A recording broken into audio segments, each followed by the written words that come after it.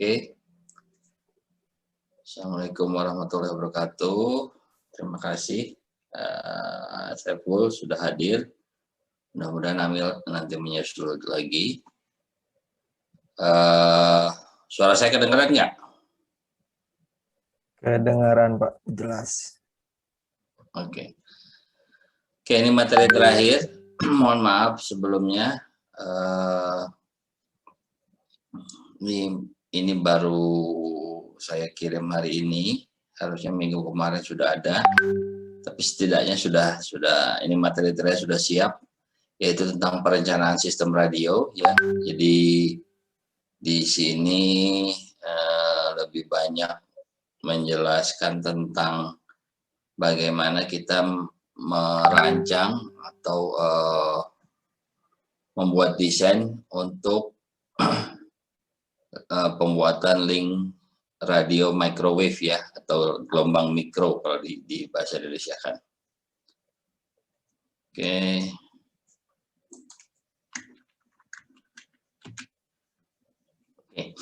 Sistem komunikasi radio gelombang mikro atau secara umum disebutnya radio microwave ya.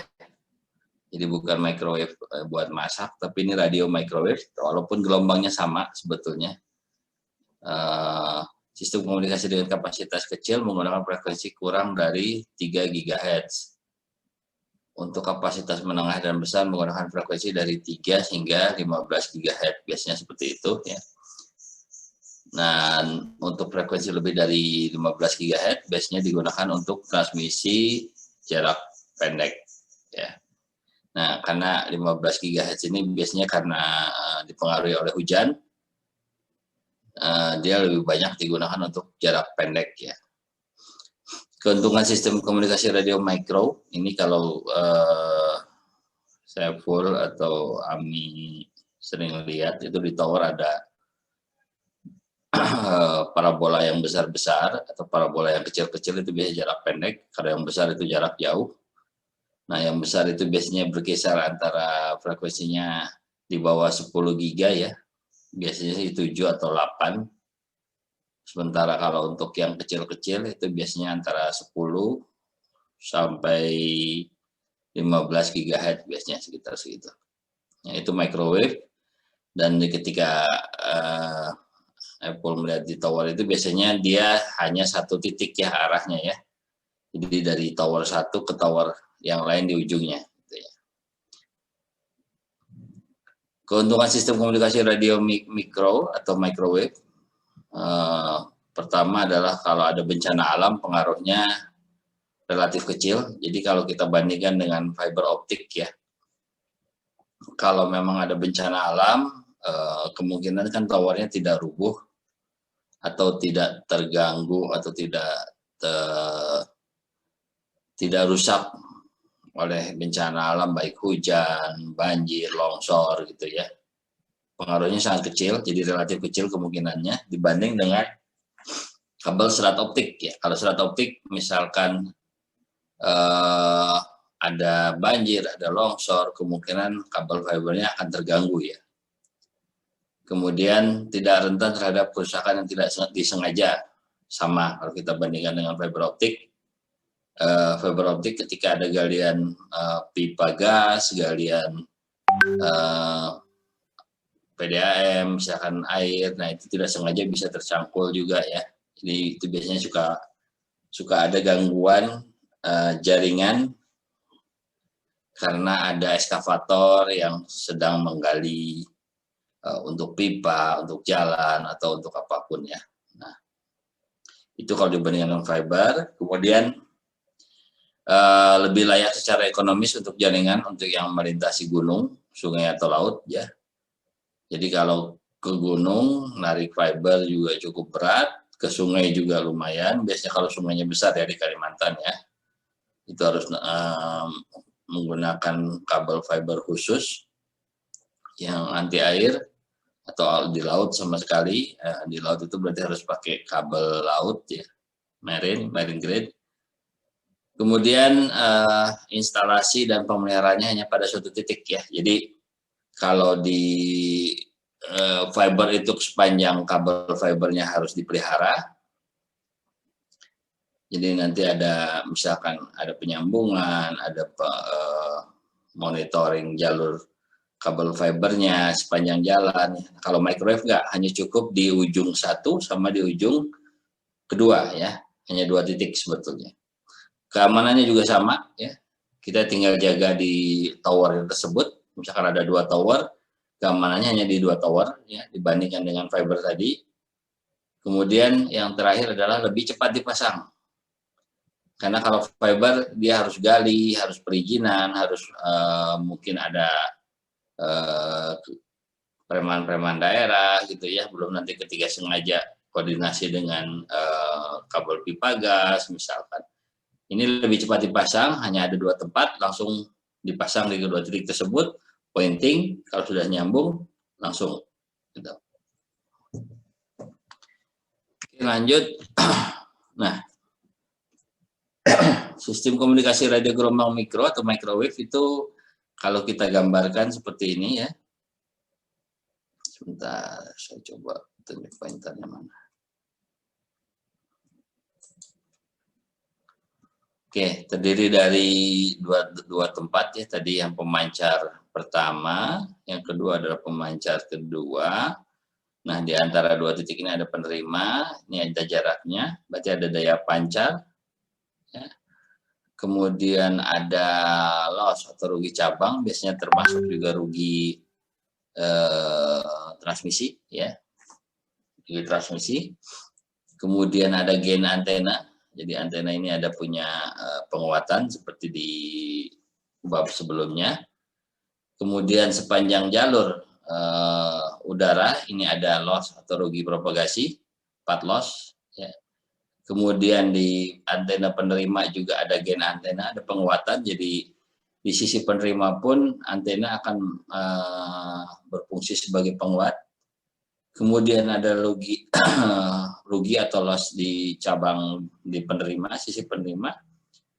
Kalau ada transmisinya di bawahnya, berarti di transmisinya ada loss lagi, baru diterima oleh RX penerima ya. Ini gambarnya seperti ini. Ini yang dialami, jadi kalau kita lihat daya pancar nanti mengalami loss turun ya, ada loss percabangan, loss transmisi, kemudian dinaikkan oleh antena gain, kemudian loss lagi, ada atenuasi oleh udara, naik lagi oleh gain antena, kemudian turun lagi oleh loss percabangan atau loss transmission line, baru di receive. Jadi antara daya pemancar sama receive itu lebih kecil biasanya. Nah,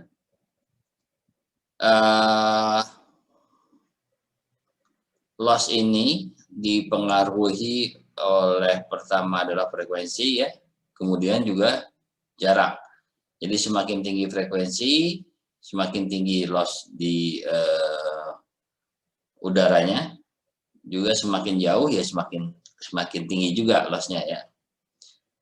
Nah, karena jangkauan frekuensi tinggi ini cukup jauh, antara 2 sampai 58 GHz, maka jaringan gelombang mikro dibagi menjadi 3 kategori ya. Yang pertama adalah jarak jauh, long haul, yang tadi saya bilang kalau untuk drum yang besar-besar, antenanya besar-besar itu biasanya long haul, frekuensinya 2 sampai 10 GHz, karena tidak dipengaruhi oleh cuaca atau iklim ya, di bawah 10 GHz itu jangkauannya bisa 45 sampai 80 km.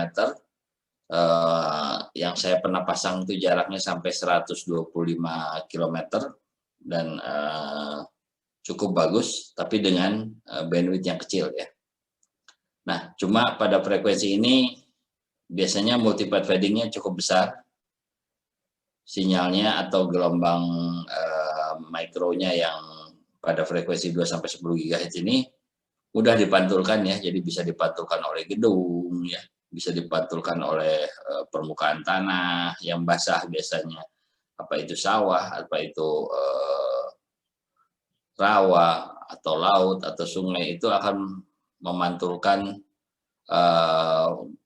frekuensi atau gelombang tersebut sehingga menghasilkan multipath fading yang mengganggu di sisi penerima ya. Jadi kalau ada sinyal yang utama harusnya lurus, line of sight, tapi karena ada yang pantul, ada beda fasa, sinyalnya akan terganggu, hingga dianggap sebagai noise. Ya. Jadi kalau ada yang lurus seperti ini, nanti ada yang mantul sinyalnya ya, ada yang mantul gini, karena beda fasa dianggap sebagai noise. Ya. Nah kemudian ada juga yang jarak menengah, disebutnya medium owl, frekuensinya antara 11 sampai 20 giga, dan ini sangat jelas dipengaruhi oleh cuaca atau iklim ya, jangkauannya antara 20 sampai 40 km, dan dua-duanya mempengaruhi frekuensi ini, yaitu multipath fading dan hujan. Kemudian yang ketiga adalah jarak pendek short haul, frekuensinya 23 sampai 58 GHz. Ini dipengaruhi oleh iklim atau cuaca, jadi ini lebih rentan lagi terhadap hujan biasanya, terhadap kelembaban ya, panas juga cukup pengaruh juga biasanya. Namun untuk multipath fadingnya relatif kecil karena panjang gelombangnya cukup pendek dia ya, jadi mungkin kalau ada pantulan tidak begitu mengganggu kepada sinyal penerimaan. Kita lanjut.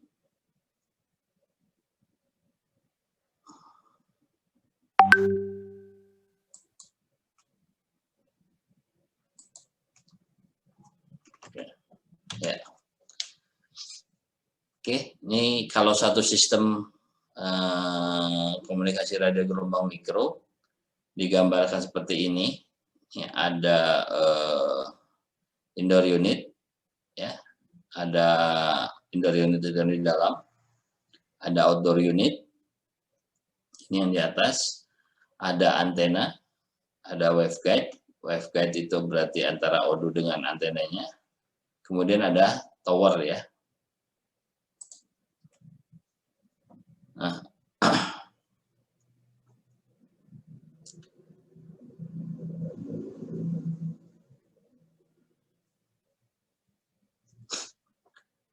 indoor unit ya, tadi yang paling bawah tadi.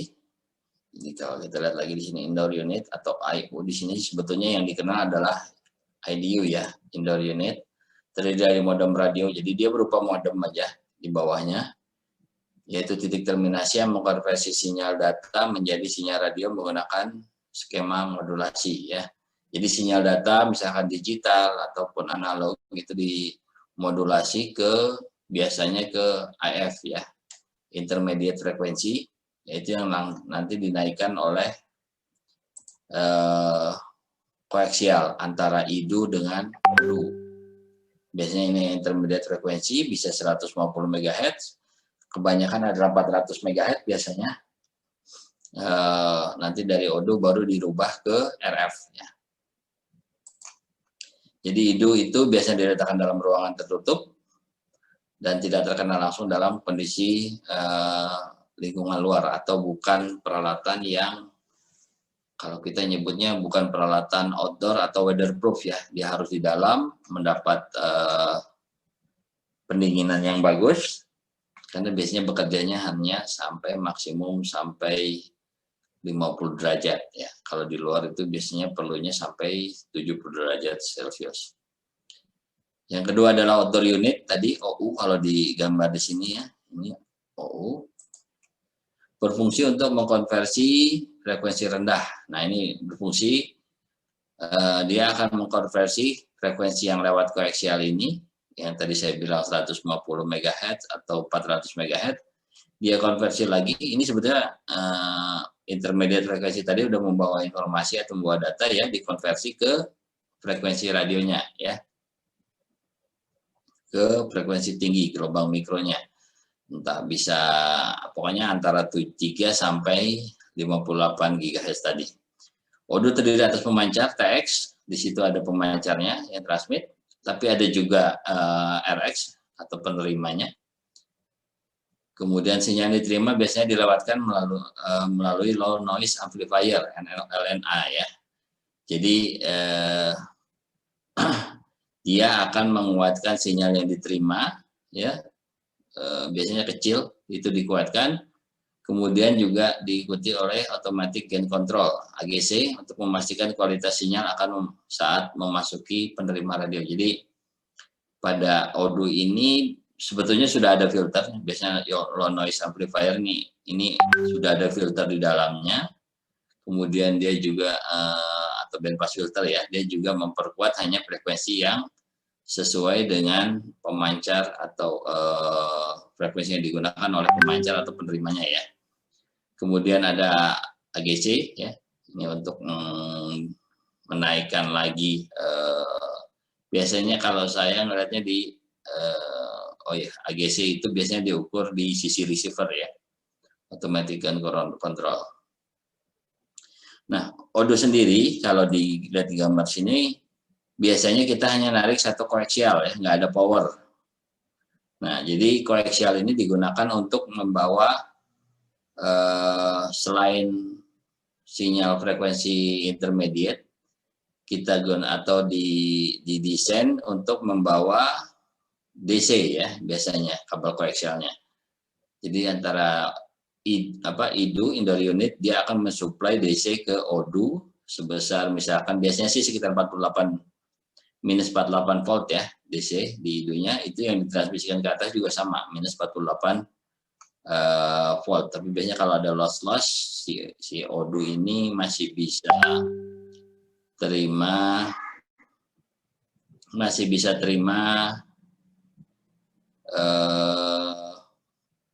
sampai minus 24 ya. Nah, jadi saya pernah juga kejadian di sini. Jadi kalau misalkan Odoo-nya ini grounding-nya berbeda, grounding-nya floating, sementara di bawah grounding-nya fix ya. Ini bisa mengalami problem karena di atas karena grounding-nya floating, referensinya floating, si Odoo ini menjadi kurang dari minus 24 biasanya. Nah, kalau udah kurang dari minus 24 dia tidak bisa bekerja dengan baik.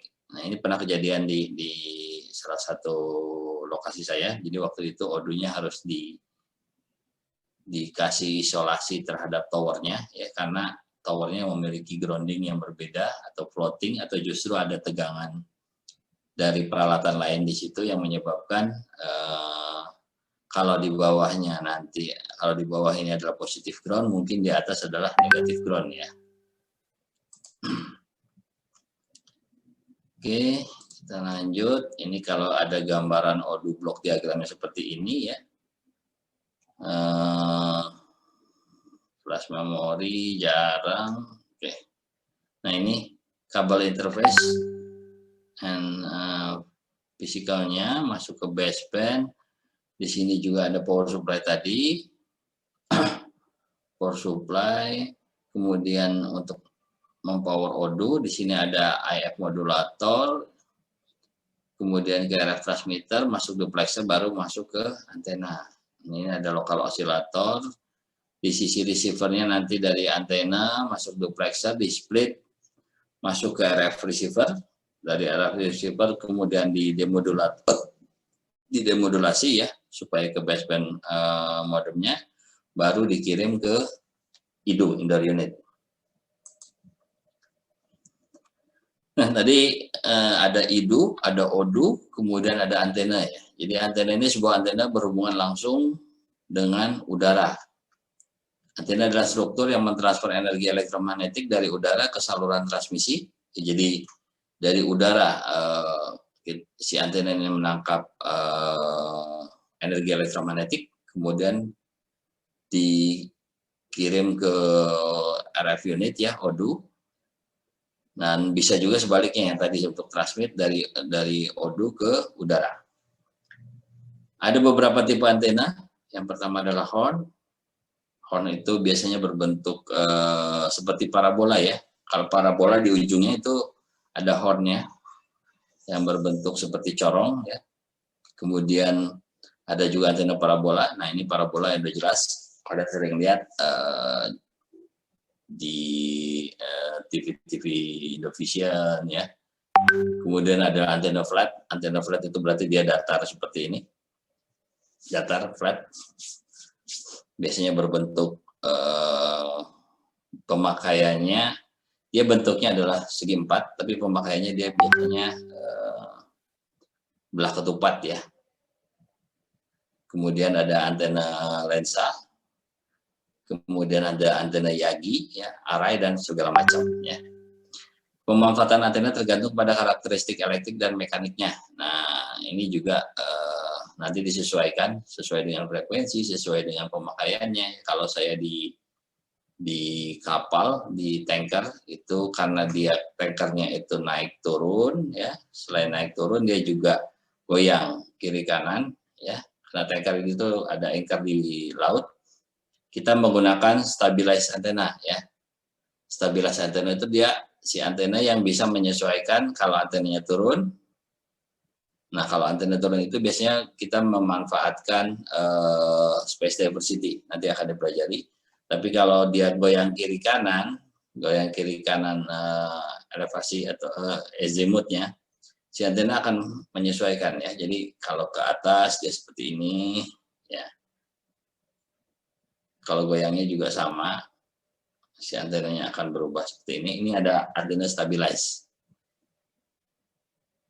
Kemudian setelah antena, ya tadi ada saluran transmisi ke ODU, jadi antara ODU dengan antena ini, ya katakanlah ada ini adalah antena, ini ODU. Nah, antara ODU dengan antena ini ada saluran transmisi, frekuensinya RF, ya.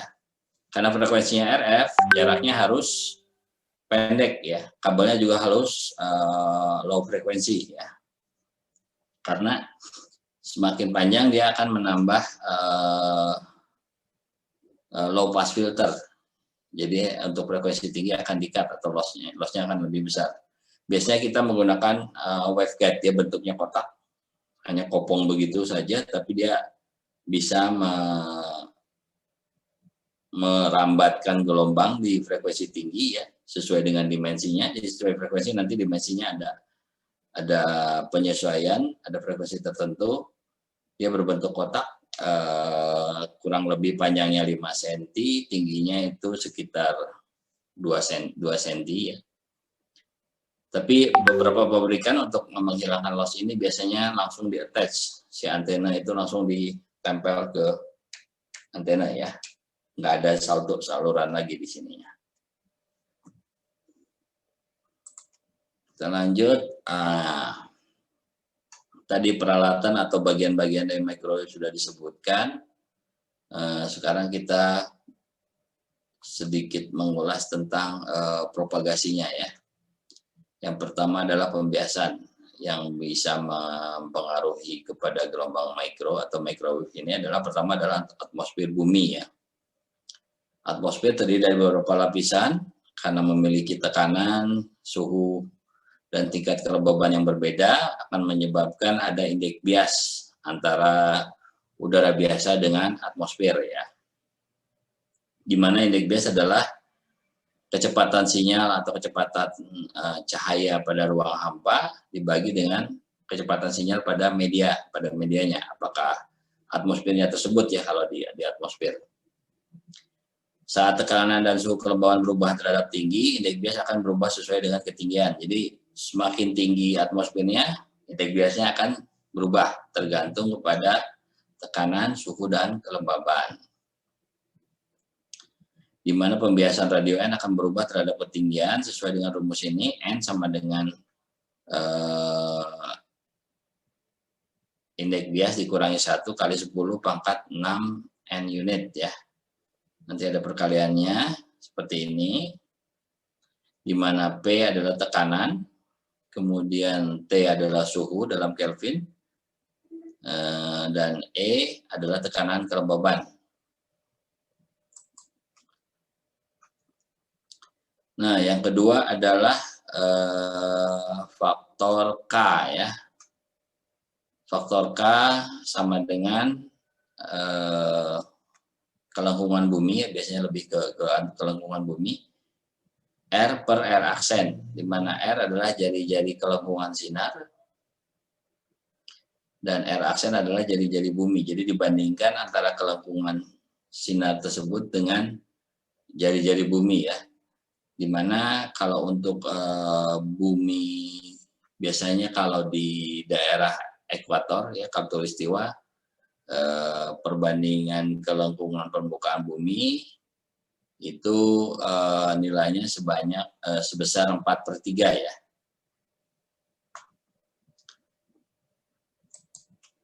Nah, kemudian selain itu juga tadi atmosfer, kemungkinan kelengkungan bumi yang bisa mempengaruhi sistem komunikasi radio ini adalah polarisasi yang dipakai ya.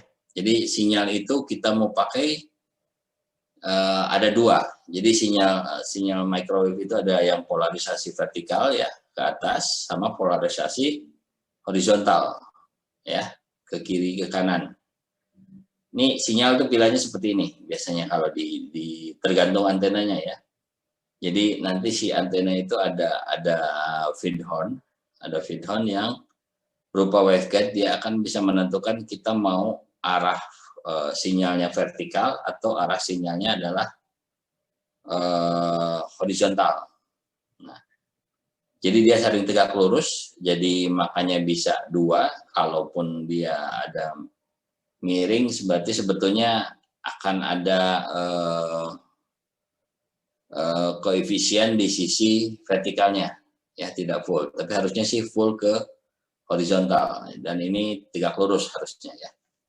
Nah, yang sering digunakan biasanya kita adalah pakai polarisasi horizontal ya. Jadi sinyalnya kalau kita gambarkan horizontal itu merambatnya seperti ini. Kalau yang vertikal itu seperti ini. Kalau yang horizontal itu ke kiri ke kanan ya. Jadi seperti ular tuh, horizontal. Nah, jadi ada pertanyaan sebetulnya yang polarisasi yang mana yang bagus untuk gelombang mikro ya. Pada umumnya polarisasi vertikal ini akan dipengaruhi oleh hujan lebih sedikit ya. Jadi dipengaruhi oleh rain attenuation-nya lebih kecil dibandingkan yang horizontal, karena tetesan hujan umumnya rata sesuai dengan ukuran air, sehingga polarisasi vertikal akan sedikit pengaruhnya. Tapi polarisasi horizontal juga banyak digunakan untuk menghindari interferensi ya. Tapi ya tadi berbeda dengan vertikal, horizontal akan rentan terhadap hujan.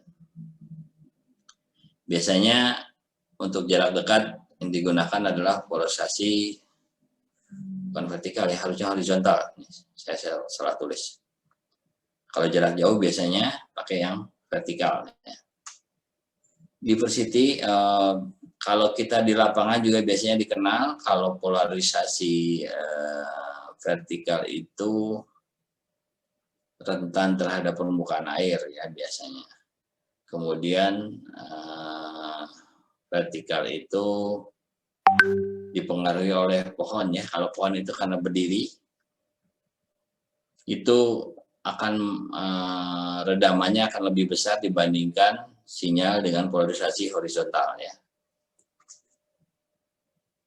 Nah, di komunikasi atau jaringan radio gelombang mikro ada dua diversity ya. Jadi fungsinya diversity ini untuk memperkuat penerimaan sinyal karena beberapa pengaruh, misalkan fading atau interferensi ya, menghindari interferensi atau fading. Nah, itu biasanya kita kenal ada diversity ya. Jadi diversity ini merupakan redundansi.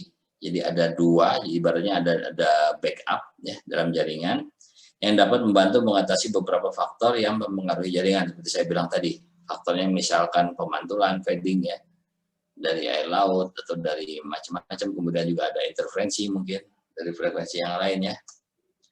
Di lokasi di mana kondisi multipath fading muncul, seperti tadi saya bilang, perairan rawa diperlukan diversity pada desain sistem. Kalau enggak, soalnya begitu cuma satu antena, jadi diversity itu bisa dua antena, bisa beda frekuensi ya. Antenanya dua tetap, tapi bisa beda frekuensi. ketika sedang parah-parahnya, biasanya pada permukaan air yang flat ya. Kalau di laut itu biasanya kalau permukaan air flat, nggak ada gelombang, nggak ada angin, nggak ada apa, itu justru bahaya bagi saluran komunikasi karena pantulannya jadi full. Kalau bergelombang itu justru bagus karena pantulannya jadi kemana-mana ya, pantulan sinyal yang melewati permukaan air ini. Gitu. Nah, ada dua jenis diversity pada jaringan gelombang radio. Yang pertama adalah frekuensi diversity. Contohnya ini pada yang gambar pertama ya, frekuensinya ada frekuensi 1, frekuensi 2, dia transmisinya secara bersamaan. Jadi kalau frekuensi 1 terganggu oleh interferensi atau terganggu oleh multipart fading, dia akan menggunakan pada sisi O2-nya dia akan memaksimalkan di frekuensi kedua. Ya, dia jadi ada switching. Kalau biasanya di O2 itu ada switching yang memutuskan saya pakai frekuensi 1 atau frekuensi 2, atau justru biasanya di demodulasi dua-duanya, frekuensi 1 atau frekuensi 2 ya. Nanti baru di sisi basebandnya ditentukan mana yang lebih kuat datanya. Ada juga yang namanya space diversity ya. Kalau space diversity ini ada dua antena, atas bawah, dan ini harus ada jarak antara atas dan bawah. Biasanya antena atas ini berfungsinya sebagai double ya, transmit dan receive. Tapi antena yang bawah biasanya hanya untuk receive karena tidak mungkin ada satu titik transmitnya dua ya. Kecuali redundant ya, misalkan ketika O2 atau RF unit yang atas rusak, dia akan pindah ke antena yang bawah sebagai transmitter. Tapi biasanya cukup jelek ya biasanya, cukup jelek transmit sinyalnya, penerimanya. Nah, fungsinya kalau space diversity ini seperti ini biasanya. Jadi fungsinya adalah kalau penerimaan multipart fading dari sinyal dari lawannya ada mengalami pemantulan, misalkan mengenai main antena, kita nyebutnya biasanya main atau secondary antena ya. Main antena utama, sinyalnya jelek, dia akan menggunakan antena kedua sebagai sinyal yang dipakai untuk di demodulasi atau di malahan mungkin di encode ya, di decode datanya. Gambarannya seperti ini, tapi tidak ada gambar yang vertikal seperti ini sebetulnya. Nah, frekuensi diversity memerlukan dua frekuensi. Kalau frekuensi diversity ada dua frekuensi yang dipakai ya. Nah, frekuensi itu ada izinnya biasanya. Ada izin penyelenggara atau izin untuk pemakaiannya oleh pengguna antena microwave. Dibayarnya setahun sekali, dan selain dibayar, pertama adalah harus registrasi dulu ya ke Kominfo, ke bagian dinas biasanya dinas frekuensi, daftar, nanti tiap tahun kita harus bayar BHP, biaya hak penggunaan frekuensi ya. Kalau pakai frekuensi diversity, karena kita pakai dua frekuensi, jadi harus bayar keduanya ya. Berbeda dengan space diversity. Cuma kalau space diversity kita bayar satu frekuensi, tapi peralatannya jadi banyak ya. Ada O2-nya double, antenanya juga double, saluran transmisinya juga double ya. Ada keuntungan dan kekurangannya masing-masing teknologi ini. Biasanya kadang yang space diversity juga di-combine dengan frekuensi diversity ya. Jadi di sisi ini juga ada frekuensi diversity, dipakai yang bawah kalau sekarang. Nah, untuk frekuensi-frekuensi tertentu tidak konfigurasi space diversity atau frekuensi diversity ini bukan berarti menghindari dari hujan ya. Jadi kalau hujan mungkin ada redaman yang cukup mengganggu. Oke, sebelum saya masuk ke materi berikutnya, Paul, ada pertanyaan, Paul? Iya Pak, kita nggak belajar regulasinya ya Pak. Gimana? Nggak mempelajari regulasi. Ada di dasar telekomunikasi sebetulnya kan ada regulasi yang undang-undang telekomunikasi kita ada sebetulnya. Jadi Jadi itu kata Bapak harus minta izin gitu. iya betul. Jadi setiap penggunaan frekuensi itu kan kalau secara undang-undang itu dianggapnya adalah milik negara dan harus digunakan sepenuhnya oleh untuk kesejahteraan rakyat ya secara undang-undang dasar ya. Sama dengan bumi, air dan kekayaan alam yang terkandung di dalamnya adalah dikuasai negara, bukan milik negara ya, dikuasai negara dan dipergunakan sebesar-besarnya untuk kemakmuran, kalau nggak salah bunyinya seperti itu ya.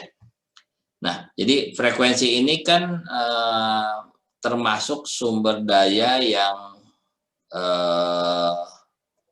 bisa digunakan berulang kali ya, reusable. Jadi cuma masalahnya ketika ada frekuensi yang sudah menggunakan tidak bisa digunakan oleh frekuensi lain karena akan ada interferensi. Makanya itu selain pemanfaatan sumber daya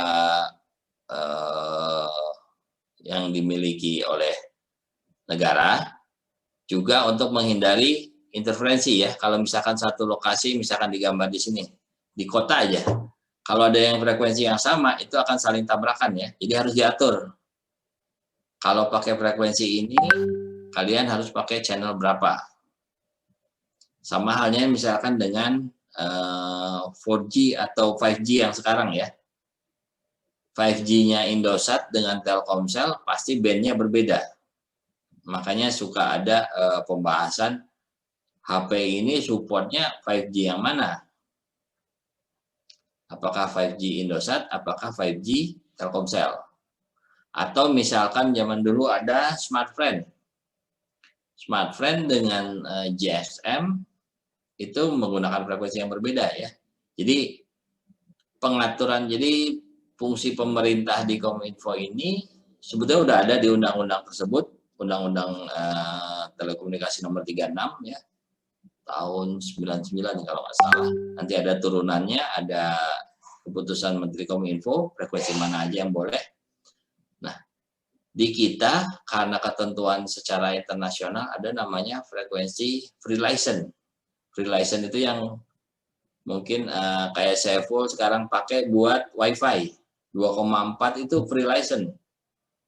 Buat outdoor misalkan. Iya, pokoknya 2,4 pun dimanapun ya. Outdoor, mau di indoor, karena dipakai buat WiFi itu free, nggak perlu bayar, nggak perlu laporan biasanya. Di atasnya lagi ada 5,7 ya, 5,7 juga free license. Tapi belum banyak yang menggunakan karena frekuensi tinggi berarti jaraknya lebih dekat. Berbeda dengan 2,4 ya. Kalau 2,4 jaraknya bisa lebih jauh. Nah, ketentuannya kalau untuk free license adalah sebetulnya harusnya melapor.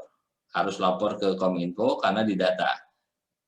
Apakah Kominfo bisa menyelesaikan perselisihan kalau di 2,4? Enggak. Jadi 2,4 itu nanti berebut kuat-kuatan jadinya ya. Siapa yang kuat ya, siapa yang duduk di situ, siapa yang duluan, siapa yang berhak duduk di situ. Bedanya itu ya, kalau free license pasti berebut. Ya, Pak. Gitu. Ngatur Berbeda channelnya dengan, paling ya Pak. gimana? Channelnya yang diatur. Bedanya di 2,4 itu sebetulnya dia punya, saya lupa istilahnya ya, dia ngatur sendiri.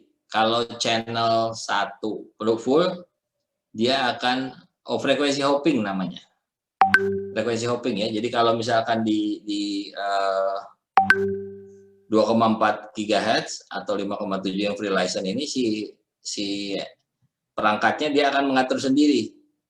Katakanlah ada 10 band ya kalau di WiFi itu kalau saya full pernah setting di access point, di situ ada pilihan 2,4 channel berapa? Apa channel 1, channel 2 atau sampai kalau nggak salah sampai 10 atau lebih ya. Nah, kita bisa manual setting di channel tersebut. Bisa juga dia nanti otomatis pindah. ketika channel 1 full, dia nggak akan ngasih tahu, ini channel 1 lagi full nih, ada yang make atau interferensinya jelek atau noise-nya juga besar misalkan. Pindah ke channel berikutnya. Nah, ada algoritma sendiri yang pindah, nggak harus kedua ya. Dia ada algoritma sendiri, pindah mungkin ke channel 7. Dua-duanya pindah ke channel 7. Jadi dia namanya frekuensi hopping, akan selalu berpindah frekuensinya. Gitu, Paul. Iya, Pak, siap. Saya itu masih bingungnya dari regulasi internetnya gitu, Pak. Penyebaran internetnya. Itu kalau di RF sebetulnya free ya, boleh dipakai. Tapi nanti ada lagi, karena internet itu harus ada izin penyelenggara atau ISP ya, makanya sering disebut ISP itu karena dia punya izin penyelenggara jasa internet. Jadi kalau saya full katakanlah menyebarkan internet di kampung RT RW net gitu ya, nggak boleh sebetulnya, bukan karena frekuensinya, tapi karena tidak punya izin penyelenggara jaringan internet, jasa internet sebetulnya. Kalau radionya mah silahkan karena ini free license, silahkan berebut gitu. Itu Paul. Baik Pak, terima kasih. Ya, kenapa harus ada izin? Karena supaya pemerintah bisa mengejar tanggung jawab dari ISP ya. Jadi kalau ISP itu jualan, akhirnya ada komersial ya, kecuali gratis ya, sama dengan frekuensi license. Kalau gratis, pemerintah nggak akan ikut campur. Silahkan Anda bersaing sendiri. ISP juga sama.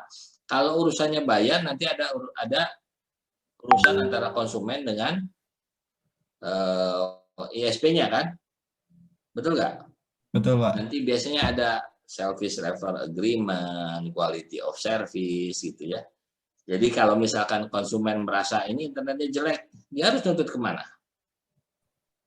Kalau ke ISP, langsung pemerintah bilang, ISP wajib, kamu harus wajib memberi layanan yang terbaik buat masyarakat gitu.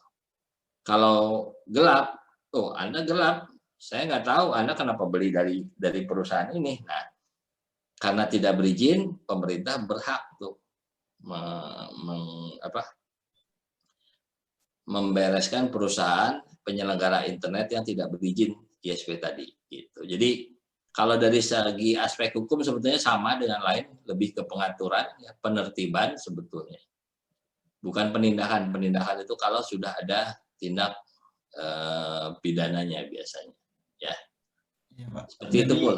Itu kalau misalkan kita itu ada kebocoran data yang diketahui itu dari penyebabnya dari ISP yang saya gunakan itu bisa saya tuntut berarti Pak? Bisa. Ya.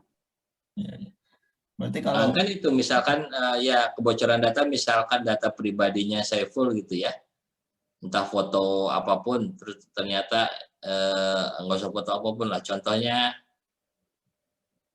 Telkomsel waktu itu ya, Telkomsel tiba-tiba ada yang menyebarkan nomor, katakanlah nomor saya, ada yang tahu, kemudian diinformasikan saya posisi lagi ada di mana. Karena sebetulnya ketika kita punya nomor telepon, operator itu tracing kita ya, posisi kita ada di mana, itu pasti bisa. Kita lagi, misalkan saya posisi Tasik, itu dia bisa detail, ini ada di Kecamatan Kawalu misalkan, kelurahannya Karsamenak, itu ada datanya sebetulnya di operator. Tapi operator tidak boleh mempublikasikan data tersebut kecuali diperintah oleh pengadilan, kecuali diminta oleh kepolisian karena ada penyidikan. Syaratnya seperti itu. Ketika dia publikasi bukan karena kedua hal tersebut atau tidak ada izin peradilan, berarti dia melanggar tuh UU ITE paling enggak ya, Undang-Undang Transaksi Elektronik, karena data kita disebarkan oleh perusahaan secara tidak sah tanpa persetujuan kita. Itu Bol. Ya, Pak. Misalkan Pak, saya itu jadi RT gitu Pak di kampung saya, jadi ketua RT. Saya itu memberikan internet gratis ke masyarakatnya gitu. Itu boleh nggak Pak? Itu kan nggak komersial. Memberikan apa? Memberikan layanan internet. Ya. Boleh. Asal jangan komersial gitu Pak. Ya boleh. Tapi ya kan sama, biasanya kan kalau gratis itu si masyarakat nggak boleh nuntut kualitas dong, Iya. karena gratis gitu. Iya. Jadi misalkan pada mati, oh kenapa mati ini? Udah 2 jam mati, kenapa nggak dihidupin misalkan? Oh ini gratis kok. Beda kalau saya di kantor misalkan, internet saya mati, nggak usah 1 jam lah, mungkin 5 menit saya langsung komplain. Ini internet saya di kantor mati, harusnya dibenerin. Gitu. Kalaupun misalkan berulang sampai 1 jam, sampai 24 jam, saya penalti ya, atau saya minta potongan diskon, minimal seperti itu. Oke, jadi masyarakat yang saya kasih internet itu, saya itu tidak tanggung jawab atas kualitas sama kualitas internet sama kebocoran datanya gitu, Pak. Gitu. Berbeda kebocoran data. Oh, beda. Undang-undangnya beda. Oh, beda lagi. Iya. Iya, kebocoran data undang-undangnya beda. ITE itu transaksi elektronik. Siapa? Cukup. Terima kasih. Ya. Sebentar, saya tutup pintunya dulu ya.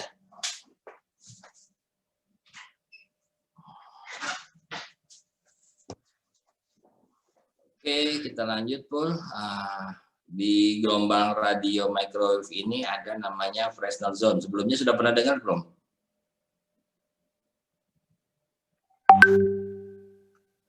Oke. Belum. Jadi kalau bayangan kita ya, kalau di microwave itu atau radio lah, katakanlah point to point, istilahnya point to point ya kalau kita nyebut di umum, satu titik ke satu titik ya, PTP, point to point. Sebetulnya kan yang dipakai adalah line of sight ya, ujung ke ujung ya. Jadi kalau kita ngeliat dari antena sini ke antena ujung itu harusnya lurus, tidak ada penghalang ya. Prinsipnya seperti itu, prinsip pertama. Tapi aktualnya si sinyal tersebut harus ada alokasi di atas ya, dan alokasi di bawah untuk memberikan deviasi rambatan gelombang yang keluar dari jalur lurusnya ini. Jadi rambatan gelombang itu ibaratnya nggak hanya di tengah sini aja ya, dia akan merambat sampai ke Fresnel zone-nya ini. Miringnya seperti ini, ke bawah juga kayak gini gitu ya. Ini namanya Fresnel zone. Bentuknya elips biasanya.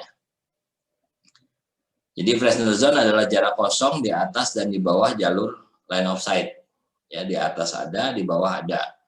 Nah, ini contoh di gedung seperti ini. Kalau ada pohon, sebetulnya dia line of sight ya, antara antena itu lurus. Tapi ada Fresnel zone yang kepotong nih sama pohon ini.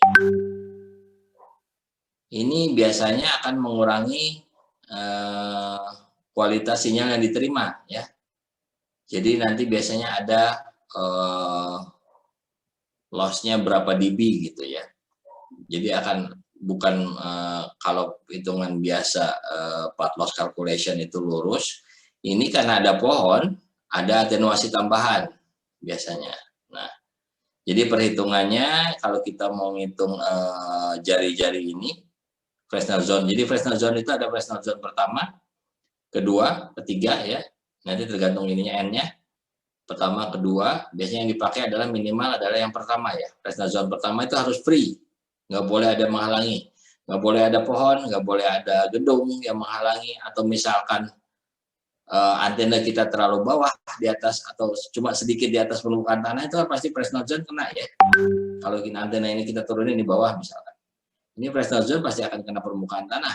Nah ini nggak boleh juga. Jadi Fresnel zone ini, yang Fresnel zone pertama harus free. Biasanya kita kalau secara praktisnya minimal adalah 0,6 Fresnel zone-nya ya. 0,6 itu masih bisa acceptable untuk mentransmisikan sinyal dengan baik, walaupun ada loss sedikit ya, tapi sinyalnya utuh diterima oleh receiver. Nah, jadi rumusnya Fresnel zone ini atau jari-jari lingkaran yang ada di sini ya, di tengah-tengah, itu tergantung jaraknya juga ya, nanti akan dipengaruhi oleh jarak D1 dan D2. Ini D1, D2, kemudian ya Fresnel 1 ya tergantung ini tadi D1, D2 ya. Jadi jari-jari Fresnel zone 1, D1 adalah jarak dari titik A, dari A, D2 adalah jarak dari titik B. Nah, kalau digambarkan seperti ini sebetulnya Fresnel zone. Dia kayak kendaraan gas helium Zeppelin lah zaman dulu, yang pakai gas helium, balon udara ya, bentuknya seperti ini. Jadi sepanjang lingkaran ini tidak boleh ada yang menghalangi line of sight-nya. Nah, biasanya kalau saya di kantor, di perkotaan itu harus mengamati ini. Kalau gedung kita rendah, selain atas bawah, ya Fresnel zone atas bawah, kita juga harus lihat Fresnel zone yang kiri kanan, karena mungkin kita masih bisa melewati celah antara gedung misalnya, ya. Karena gedung tinggi-tinggi, celah antar gedung kita bisa manfaatkan. Nah, ini terpengaruh juga oleh Fresnel zone. Minimal 0,6 biasanya. Jari-jari penambang zona Fresnel zone pertama adalah yang tertinggi di tengah, RF loss dapat dihitung sebagai R sama 17,32 D per 4F. Ya, jari-jari meter, D-nya jarak, total jarak 6 km, F frekuensi GHz. Kurang lebih seperti ini. Ya. Nah, seperti ini sudah kurang begitu bagus. Tapi kalau dia masuk ke 0,6 masih oke. Ini juga sama. Kalau masuk ke Fresnel zone 0,6 dia masih bisa lah, walaupun ada loss. Oke, ini yang terakhir, yaitu link budget, jadi perhitungan komunikasi radio gelombang mikro. Kalau sebelumnya harusnya sudah ada sih ini di dasar telekomunikasi kalau enggak.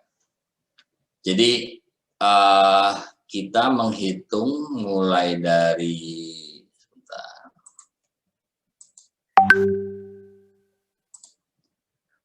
dari sini ya, sinyal yang ditransmit oleh transmitter, kemudian melewati transmission line, berapa lossnya, nanti ada gain antena seperti gambar tadi ya, ada di sini transmit sisi X, sisi A, loss sisi A, gain antena A, kemudian ada path loss, LPF ya, berapa lossnya, jaraknya ada diketahui, frekuensinya diketahui, bisa pakai yang ini rumusnya. Frekuensinya dalam megahertz, ini giga, tinggal konversi, berarti 7 giga itu sama dengan 7000 megahertz. Jaraknya 20 km, tinggal masuk seperti ini, nanti ketemu lossnya berapa LPF ya. Nah, sinyal tadi merambat ke sini, mendapat gain dari antena ya, seperti gambar tadi, ada gain antena sini, tapi ada lossnya lagi, baru di receive oleh receivernya. Nah, ini basic perhitungan untuk link budget ya. Kita biasanya ngitungnya link budget. Jadi sinyal yang kalau saya transmit sebesar 25 dBm, kemudian ada loss kabelnya 5 dB, ini kita tinggal jumlahkan ya, 25 dikurangi 5 ditambah 25 misalkan ya. Berarti 20, 25 kurang 5, 20 ditambah 25, dia 45, di sini udah keluar 45 dBm. Katakanlah kemudian di sini lossnya adalah di sini 20 km ya.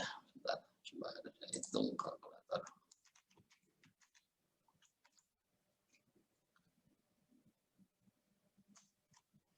Metrik.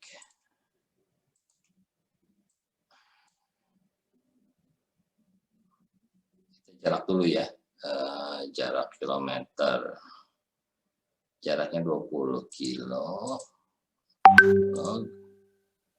kali 20, 26, kita masukkan ke record, frekuensinya 7000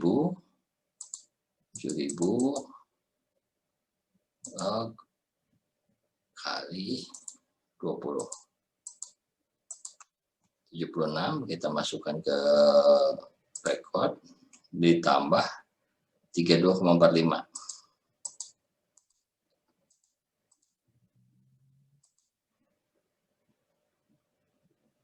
Salah. Ini tadi yang penjumlahan ini frekuensi dengan jarak ditambah 32,45. Oke, lossnya adalah 135 ya. Kita kembali ke sini, berarti ini lossnya 135 dB. Oke. Kalau kita hitung tadi 45 dikurangi 135 berarti 90 di sisi sini ya, 90 dB. Karena ada gain antena kita tambah 27, 90 tambah 27. Ini minus ya, saya lupa ini minus. 45 dikurangi minus 135, jadi yang minus 90 dikurangi 27, ditambah 27 dB, jadinya dia 63 ya, 63 ada loss lagi tambahan. Ini min ya, min 63 ada loss tambahan juga 4, jadinya di sisi sini adalah minus 67 dBm. Ini receive sinyal yang ada di receiver. Gitu. Nah, biasanya thresholdnya atau batas penerimaan sinyal yang bagus untuk kalau di digital itu EB per N0-nya itu untuk 10 pangkat atau 10 pangkat minus 6 itu biasanya berkisar antara minus 40 batasnya. Ya. Jadi penerimaan sinyalnya harus lebih dari ini. Kalau ini kurang begitu bagus biasanya. Gitu. Ya, ini nanti tolong dipelajari, mungkin soal. Jadi saya bikin soal seperti ini, perhitungan sederhana. Ya. Siap. Nah, tadi ada link budget, biasanya kita ada namanya feeding margin ya. Jadi feeding margin adalah level daya harus dicadangkan yang besarnya merupakan selisih antara daya rata-rata yang sampai di penerima. Tadi misalkan di sini minus 67 ya. Dengan sensitivitas, level sensitivitasnya berapa? Ya. Jadi biasanya antara batas minimum receive-nya misalkan minus 40, biasanya penerimaan sinyalnya kita minus 20. Itu feeding margin-nya berarti minus 20 dikurangi minus 40. Berarti ada 20 dB feeding margin-nya ya. 20 dB feeding margin itu kalau secara kasarnya saya biasanya 20 dB itu sudah bisa sampai availability si perangkat atau microwave link-nya sendiri itu bisa 2 digit untuk 99,99% biasanya. Kalau sebuah 10 dB biasanya cuma 1 digit 99,9%. Itu hitungan kasar ya, nanti ada rumusnya sendiri. Biasanya kita feeding margin ya kalau mau bagus 30 dB feeding marginnya antara sinyal receive dengan sensitivity ya. Biasanya sensitivity, saya salah. Biasanya sensitivity itu berkisar 80. Saya lupa, ini 80 biasanya 84. Kalau lihat di sini berarti minus 84 minus 67 dikurangi 84, feeding marginnya adalah bentar ya. Guys, katakan.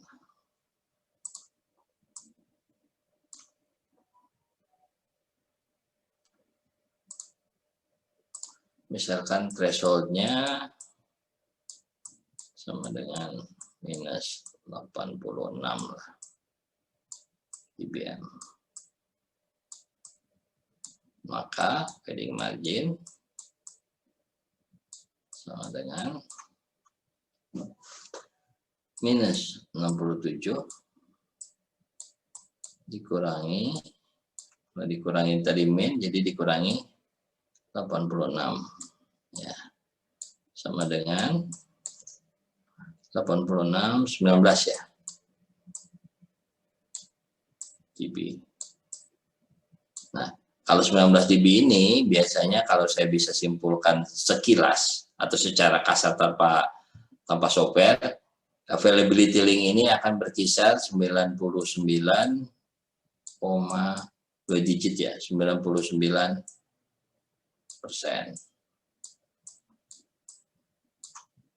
Maksudnya apa? Bahwa sinyal ini akan diterima baik oleh si jaringan microwave ini, prediksinya adalah 99,99% dia akan hidup, akan tersambung ya. Cuma 0,01% dia akan mengalami gangguan atau mati biasanya. Nah, ini probabilitas ya, biasanya disebutnya availability atau reliability linknya. Nanti ke belakang kita coba lihat lagi ya. Nah, jadi fading margin itu adalah batas antara threshold, biasanya di radio ada tuh. Di radio misalkan untuk bandwidth 20 mega, thresholdnya 96, minus 96 biasanya. Kalau bandwidthnya semakin besar, bandwidthnya 1 giga misalkan, atau 100 mega bandwidthnya, itu biasanya akan turun thresholdnya. Jadi minus 80, minus 79, tergantung radionya ya, sensitivitasnya seperti apa. Nah, nilai fading margin biasanya sama dengan peluang level pada yang terjadi, yang nilai tergantung pada kondisi lingkungan ya, tergantung lingkungannya. Nilai fading minimum agar sistem bekerja dengan baik menurut standar dari Network Planning Indosat adalah 40 dB ya. Tadi kalau misalkan thresholdnya minus 86, dia si antena penerimanya harus menerima minimal minus 46 itu biasanya. Berarti ini 90, kalau kasarnya 4 digit ya. Kalau saya ngitungnya seperti saya bilang tadi, 10 dB itu 9-nya 1 digit, 2 dB itu 20 dB itu 2 digit, 3 digit itu berarti 30 dB, kalau 40 dB dia benar-benar harus 4 digit ya. Berarti 99,9999% availability-nya. Nah, flat fading margin di sini ada flat fading margin. Jadi di penerima harus menyediakan cadangan daya disebut flat fading margin untuk mengantisipasi pengaruh fading disebabkan oleh thermal noise. Jadi flat fading margin sama dengan RSL, receive signal level dikurangi level daya ambang atau thresholdnya ya, P thresholdnya. Kemudian ada selective fading margin untuk mengatasi kesalahan bit yang disebabkan oleh amplitude distortion dan group delay yang terjadi pada seluruh pita frekuensi. Rumusnya seperti ini, MS 102 dikurangi 35 log D jarak ya, dikurangi 10 log S. Ya, efektif fading margin ME yaitu minus log 10 min F fading marginnya dibagi 10 plus 10 min MS per 10. Ini boleh ditambahkan, tapi saya sih biasanya langsung hanya menghitung fading margin ya, nggak menghitung sampai ke flat fading margin, static fading margin atau efektif fading margin. Mungkin secara software sudah dihitung sendiri. Nah, ini yang baru saya tambahkan tadi pagi ya, makanya agak terlambat. Kalau hitungan yang saya balik lagi ke sini. Nah, kalau hitungan ini, ya saya hapus semua deh.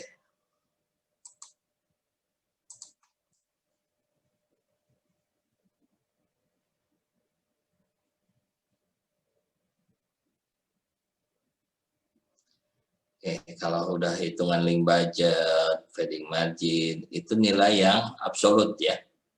Pasti. Kita datanya seperti ini, dapatnya seperti ini, pasti ya. Bisa dilihat di sini, tadi pasti dapat receipt-nya segini.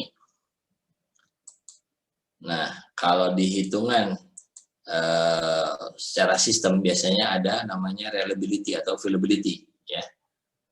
Cara menghitungnya adalah biasanya adalah kalau 99 tadi seperti saya bilang tadi, katakanlah saya balikin kalkulatornya mana ya.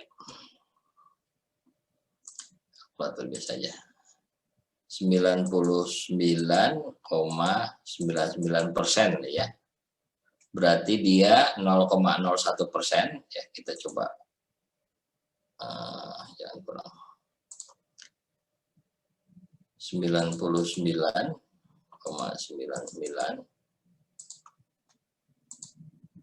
100 ya. Berarti 0,01% dalam 1 tahun. Biasanya kita ngitungnya 1 tahun ya. 0,01%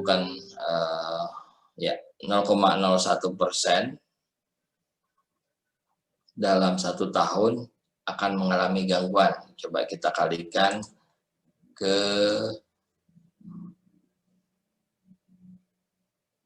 365 hari lah misalkan.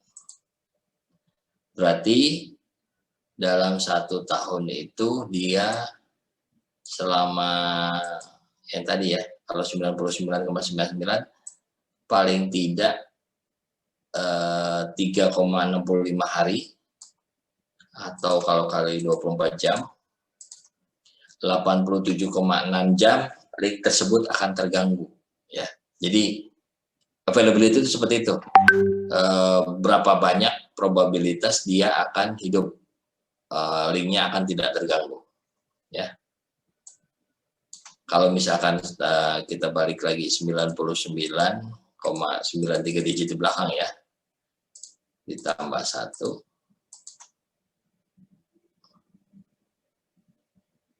salah, 99,999 plus 100 sama 1 kali, oh bukan 3 hari tadi, lupa. Ini kan saya ulang lagi, 99,99% ini ya, plus 100, berarti ini adalah 0,01%. Jadi harus saya bagi lagi. Ya, ini aslinya ya. Salah. 0,01 dibagi 100. Ya, dikali 365 hari. Nah, berarti ini 0,03 hari kali 24 jam ya. Berarti 0,876 jam. Kalau kita kali 60 berapa menit? Berarti 52,56 menit atau hampir 53 menit dia akan mengalami gangguan sepanjang 1 tahun. Prinsipnya seperti itu. Ya, 52 hampir 1 jam nih. 53 menit lah, 53 menit dia akan probabilitasnya mengalami gangguan. Beda dengan kalau 90, availability-nya 99,99 3 digit ya. Plus 100 1 dibagi 100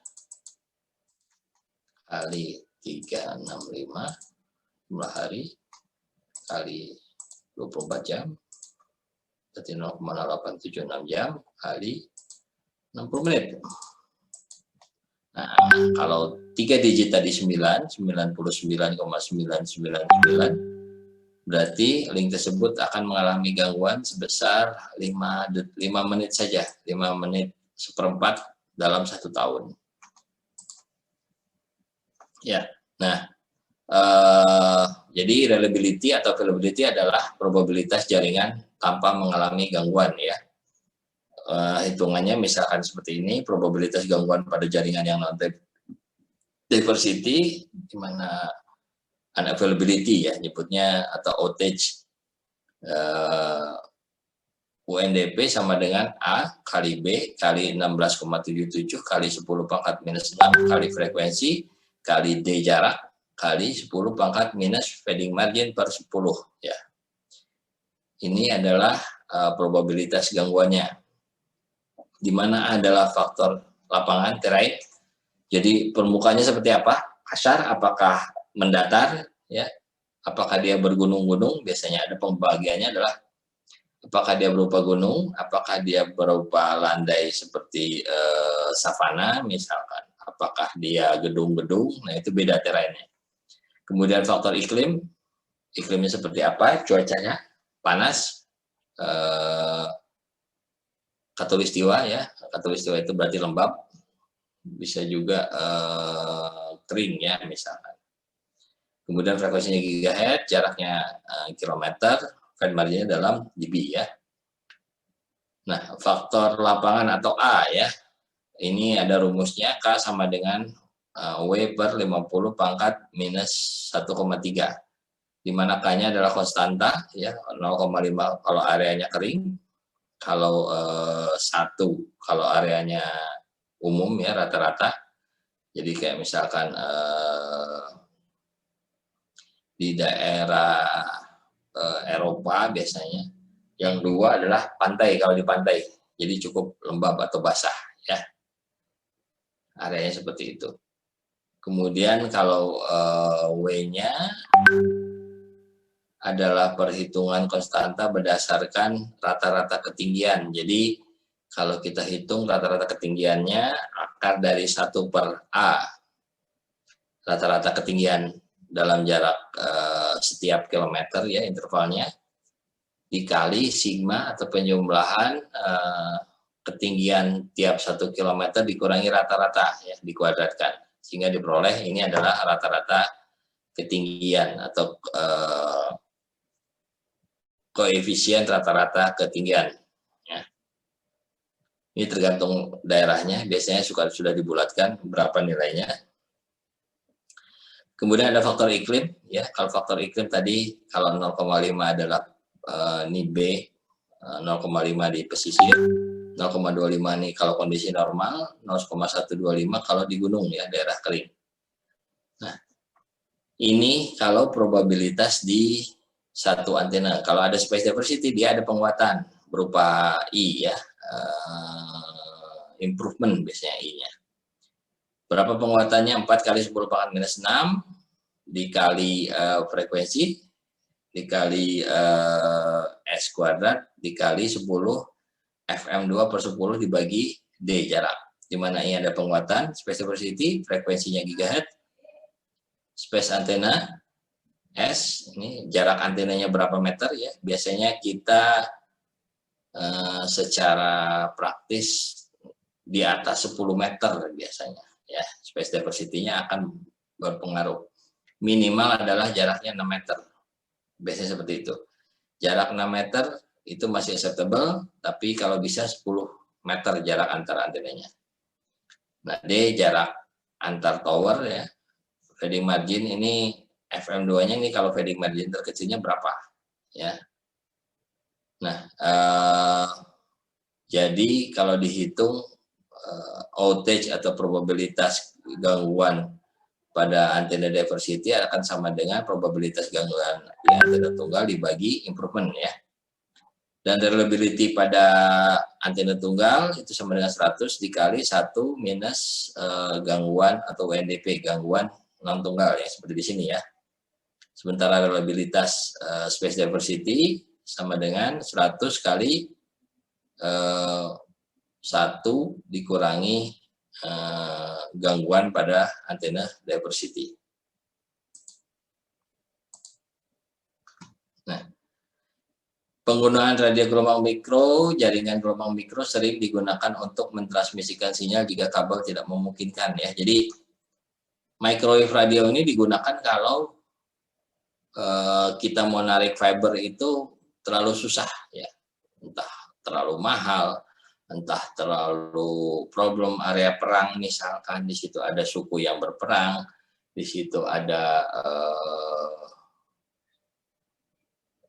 area yang tidak bisa dilewati karena misalkan area militer gitu ya, itu bisa seperti itu. Kemudian menghubungkan dua jaringan yang dipisahkan oleh jalan umum, misalkan. Ada jalan umum, kita nggak mungkin narik kabel lewat jalan, misalkan. Gampang rusak, ya udah pakai microwave.